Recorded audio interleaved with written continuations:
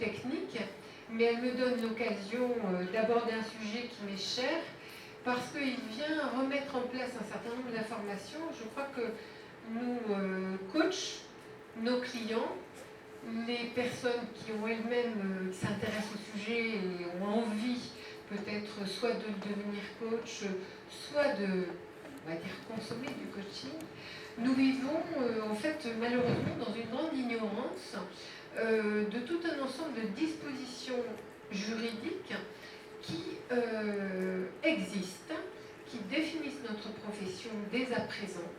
Et voilà, le constat c'est qu'à ce jour, les excellentes formations, on ne va pas parler des moins bonnes, mais toutes les excellentes formations en coaching qui existent sur le marché, et il y en a d'excellentes, eh bien aucune d'entre elles, malheureusement à ce jour, n'inclut un chapitre dans la formation, n'inclut un chapitre sur ces questions du cadre juridique déjà existant, et il existe, hein, donc autour du métier, de la pratique, que l'on parle du coaching comme profession, métier, ou qu'on en parle simplement comme activité, même en tant qu'activité exercée à côté d'autres activités, hein, pour faire voilà, soit formateur et coach, soit, enfin voilà. Donc, malgré tout, même en tant que simplement activité, cette activité ou ce métier ont tout un ensemble d'éléments juridiques qui permettent de se repérer, permettent de faire les choses bien. Il suffit de les connaître. Voilà. Donc je me propose de vous en dire un mot. Alors juste la question posée par on va dire le titre de cette conférence, on peut se dire aussi qu'au moment où justement le DELU coaching se transforme en Master 2, eh bien on comprend que poser la question de autorégulation, vous savez que l'alternative, l'idée d'autorégulation indique que nous sommes sortis dès à présent d'un métier en accès libre. Ça, c'est terminé pour nous, il faut le savoir. Mais maintenant, on va le voir, voilà, autorégulation ou profession réglementée. C'est ce qui peut nous arriver.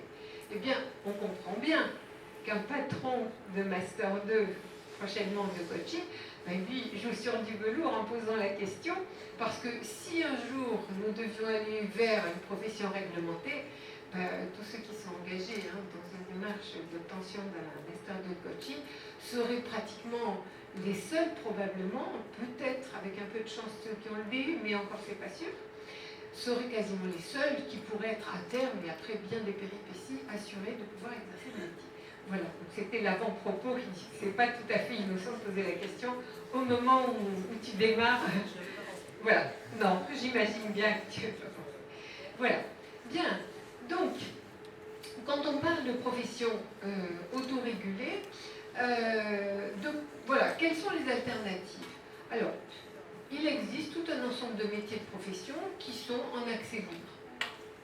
Accès libre, ouverture, donc voilà, on peut s'engager dans une activité professionnelle, mais également, c'est souvent ce qui caractérise un métier à entrée libre, c'est l'individualisme, généralement.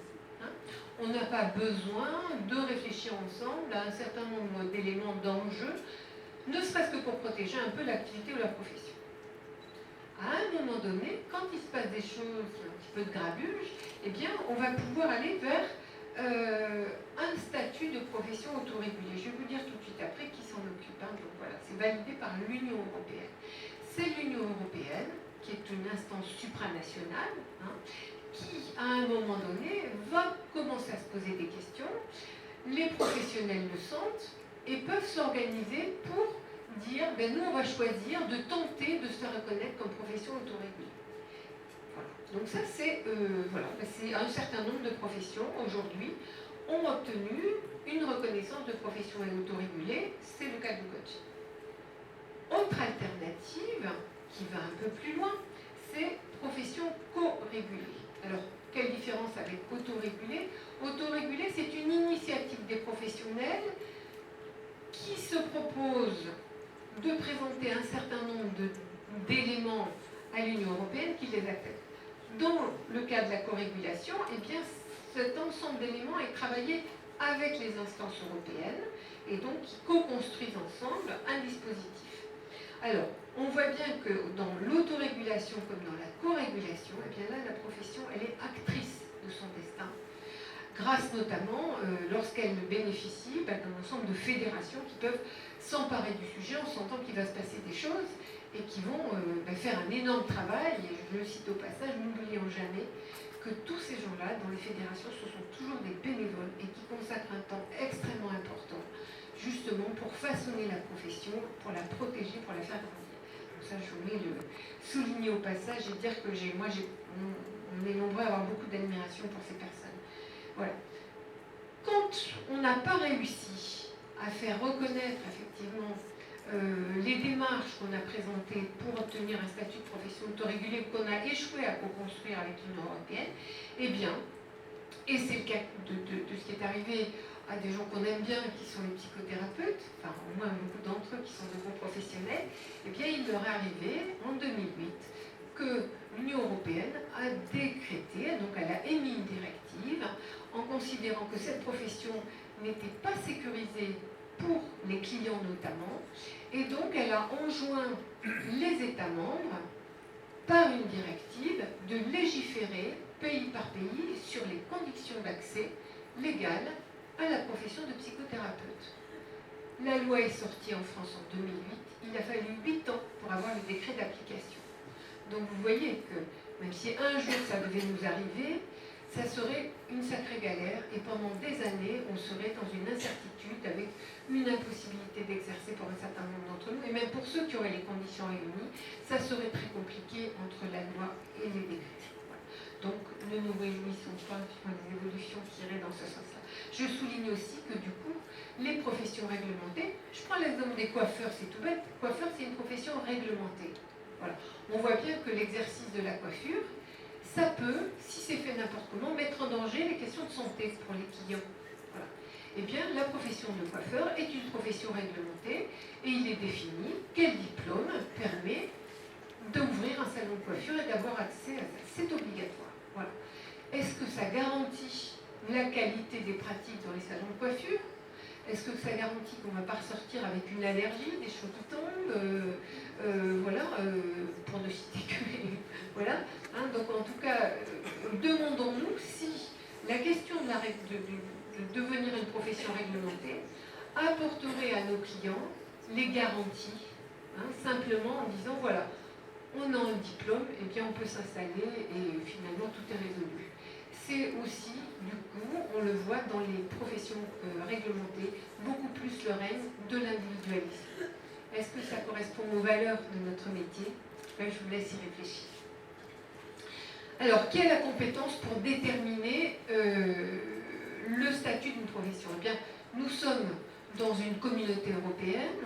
Je vous rappelle qu'au départ, cette communauté européenne, elle s'est bâtie, hein, c'est d'abord une communauté économique, et qui s'intéresse justement sur cet espace économique aux questions à la fois de liberté d'entreprendre, hein, donc fortement en lien avec la culture de la démocratie, mais également la sécurité et la justice. Donc justice, question autour de la concurrence, c'est quelque chose auquel s'intéresse beaucoup l'Union européenne, et donc on va regarder de près effectivement, lorsqu'il y a des directives européennes, on s'intéresse principalement à ces questions-là. Alors, la compétence européenne, elle est définie, alors le TFUE, c'est le traité de fonctionnement de l'Union européenne. Article 2 à 6 définit les compétences. Si on veut remonter à pourquoi il s'intéresse à nous, c'est dans ce créneau-là que vous le trouverez. Voilà. Alors, quand est-ce que l'Union européenne, elle ne s'intéresse pas absolument à tous les métiers évidemment, eh bien, elle s'intéresse à un métier lorsqu'il y a des plaintes et des signalements de dérive. Alors, Stéphane signalait tout à l'heure le passage, en termes d'époque, le passage par le New Age. Eh bien, c'est à cette période-là, tu peux regarder la période, les années, en gros, c'était voilà, les années 80. Donc, on a commencé à voir les premiers signalements. À la fin des années 80, en fait, les années 90, il y a eu, et donc en France particulièrement, vous avez tous entendu parler de signalements avec la MIDILUV, donc la mission interministérielle de lutte contre les dérives sectaires. Et bien, dans les autres pays, ça a été le cas également. Et là, effectivement, l'Union européenne a commencé à s'intéresser au sujet. Pourquoi? Protection des clients, on l'a dit, protection effectivement aussi des règles de concurrence. Alors, au moment où l'Union européenne s'intéresse au sujet, de quoi elle va s'occuper? De définir l'activité, c'est-à-dire on va dire ce que c'est, ce que ça n'est pas, de définir les compétences requises pour exercer cette activité ou ce métier, de s'assurer que les règles de déontologie sont posées. Alors, quand je dis règles de déontologie, on est bien d'accord, on distingue bien éthique et déontologie. La déontologie, un code de déontologie, c'est ce qui est opposable au client. La déontologie, c'est facile, c'est écrit, hein, c'est quasiment contractuel, on va le voir, hein, mais c'est la partie facile. C'est un certain nombre de règles que le client est en droit d'attendre de notre part à partir du moment où on se revendique d'un code de déontologie. Et les instances, autre élément très important dans une profession qui est sous surveillance, les instances de recours et de sanction. C'est ce qui est arrivé pour le coaching. Je me fais vite, hein, même si j'ai écrit beaucoup de choses. 2000, donc des affaires sectaires, hein, début des années 2000, des affaires sectaires. L'Union européenne émet une directive, on va dire à la fin des années 2000-2007, relative aux psychothérapeutes qui avaient les mêmes soucis que nous, mais qui ne se sont pas organisés comme on a pu le faire. Dès 2008, les fédérations de coachs réagissent, ICF et EMCC. Elles produisent un énorme travail, justement pour répondre aux points de vigilance que je viens de vous citer précédemment. Elles aboutissent avec tout ce travail de construction, et il s'agit là de passer sur ses égaux, hein, donc de se rapprocher, de voir ce qu'on a de commun plutôt que ce qu'on a de différent entre fédérations, et on produit donc un texte de déclaration de profession autorégulée. Voilà. Alors que dit ce texte? Eh bien, il répond en fait aux questions que pose l'Union européenne en termes de définition du métier, de liste, alors que Stéphane par exemple a montré tout à l'heure, liste de compétences, voilà, et de code de déontologie. Voilà. Et elle présente effectivement le cadrage de la profession avec bien sûr les précisions sur les instances de recours et de sanction. L'Union européenne, alors avec ces deux instances, hein, vous les voyez écrites, je ne vais pas vous les dire, reconnaît avec ces deux signataires, dès juin 2011, reconnaît dans un premier temps la profession de coach comme étant effectivement correctement autorégulée. Voilà, donc le statut, nous l'avons depuis cette période-là. Et en mars 2014, eh bien, nous avons eu en plus deux autres fédérations, voilà, une petite française, mais une pépite, hein, SF Coach, voilà, et une très grande, AC, Association for Coaching, donc une énorme association au niveau européen, qui sont venus nous rejoindre et ont signé également cette déclaration d'autorégulation. C'est ce qui... Alors, dans les textes, c'est self-regulation, mais en France, on dit autorégulation. C'est le vocabulaire ou européen ou français. Alors, quelle suite pour ce statut? Est-ce qu'on est tranquille pour autant? Est-ce que c'est fini? Non. On est une profession sous surveillance.